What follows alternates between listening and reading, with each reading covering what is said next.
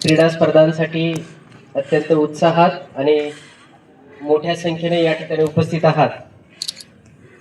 आपल्या सगळ्यांना बघून मला असं अजिबात वाटत नाही की आपण दिव्यांग आहोत किंवा आपण या दिव्यांगांच्या स्पर्धांसाठी या ठिकाणी उपस्थित आहोत। उलट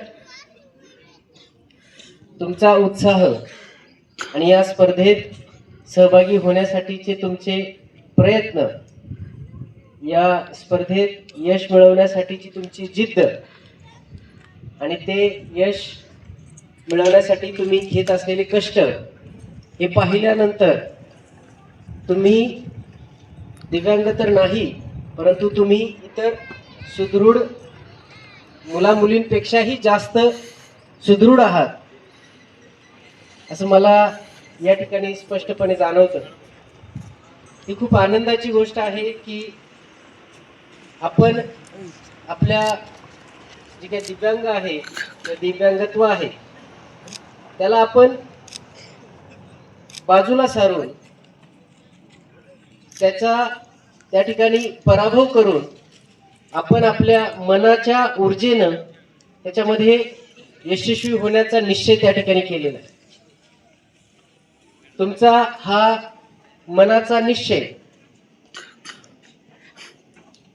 तुमच्या आजच्या स्पर्धेत तर तुम्हाला निश्चित उपयोगी पडेलच, परंतु आयुष्यातल्या ज्या काही स्पर्धा भविष्यामध्ये तुम्हाला पार पाडाव्या लागणार आहेत किंवा त्याचा सामना करावा लागणार आहे किंवा त्याला तोंड द्यावं लागणार आहे, त्या सुद्धा सगळ्या स्पर्धांमध्ये याच मनाच्या ताकदीवर आणि जिद्दीच्या बळावर तुम्ही निश्चित यशस्वी व्हाल अशी मला खात्री आहे। आज या स्पर्धा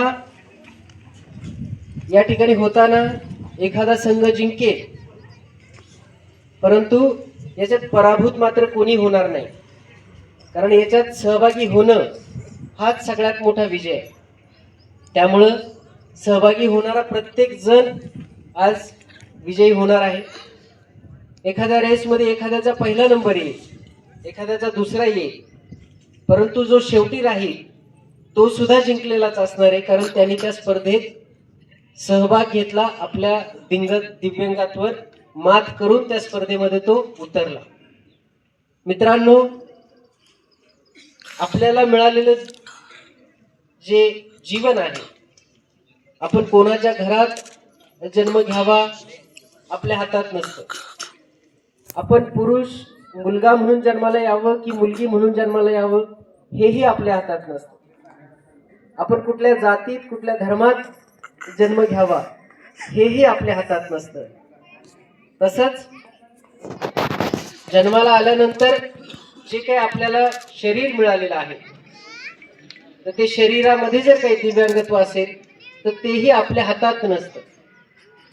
पण आपल्या हातात जे आहे ते आपला जन्म झाल्यानंतरचा प्रत्येक क्षण, प्रत्येक दिवस आपण कसा जगतो, किती सकारात्मक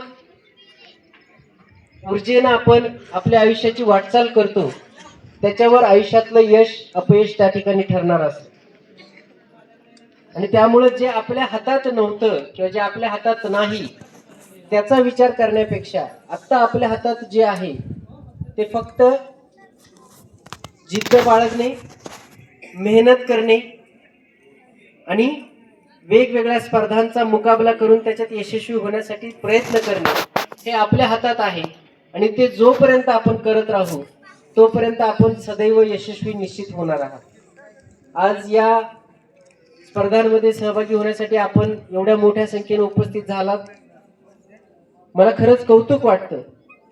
तुमच्या या शक्तीचं, तुमच्या या ऊर्जेचं आणि तुमच्या या जिद्दीचं, तुमच्या या शक्तीला, या जिद्दीला माझा सलाम। सगळ्यांना या स्पर्धेमध्ये यशस्वी होण्यासाठी मी खूप साऱ्या शुभेच्छा देतो। मी परत एकदा सांगितलं की कुणीतरी जिंकेल, कोणाचा तरी पहिला नंबर येईल, पण इतरांनी त्याच्यात अजिबात दुःख मानायचं नाही। किंबहुना आपण या स्पर्धेत सहभागी झालो हाच तुमचा सगळ्यात मोठा विजय आहे।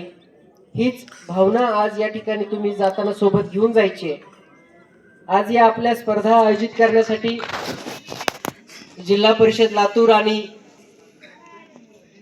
दिव्यांग कल्याण विभागातर्फे जे काही हे कार्यक्रमाचं आयोजन केलेलं आहे त्याबद्दल त्या सर्व अधिकारी आणि त्या सगळ्या स्टाफचं सुद्धा मी या ठिकाणी मनपूर्वक असं कौतुक करतो की त्यांनी इतक्या उत्कृष्ट पद्धतीचं नियोजन आज या ठिकाणी केलेलं आहे आणि या नियोजनामधनं या सगळ्या विद्यार्थ्यांना त्या ठिकाणी स्पर्धामध्ये सहभागी होण्याची संधी आपण उपलब्ध करून दिलेली आहे. सगळ्यांना पुन्हा एकदा या स्पर्धांसाठी खूप साऱ्या शुभेच्छा देतो.